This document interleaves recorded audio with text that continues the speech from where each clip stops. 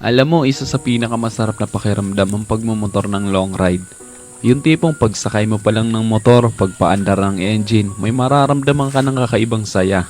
Dahil kapag nagmumotor ka sa mahabang biyahe, talagang nakakawala ng stress at ma-appreciate mo pa ang ganda ng mundo. Yung tipong habang nagmumotor ka, masasabi mo na lang sa sarili mo na, wow, ang sarap palang mabuhay.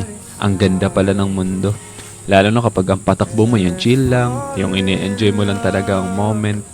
Madami kasi tayo kanya-kanyang problema sa buhay. Pero kapag nagmomotor ka na, makakalimutan mong problema mo. Lalo na kapag maganda ang view, maganda ang kalsada, tapos hindi mo namamalayan, nagkakaroon ka na pala ng positive mindset dahil magaan ang pakiramdam mo eh. Kaya kapag stress ka na, kailangan mo lang din talaga minsan ng mahabang biyahe bilang isang pahinga eh. Ang weird no?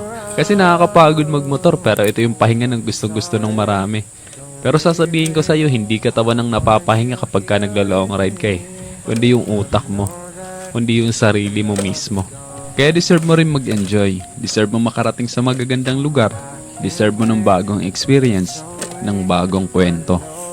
Ang buhay ay isang mahabang biyahe. Madami kang pagdadaan ng iba't ibang uri ng kalsada. Malubak, mabuhangin, madulas. Kailangan mo lang din talaga maging maingat. At pwede kang huminto para magpahinga. Tapos, biyahe na ulit. So paano ba yan? Hanggang sa muli. Ride safe always and God bless.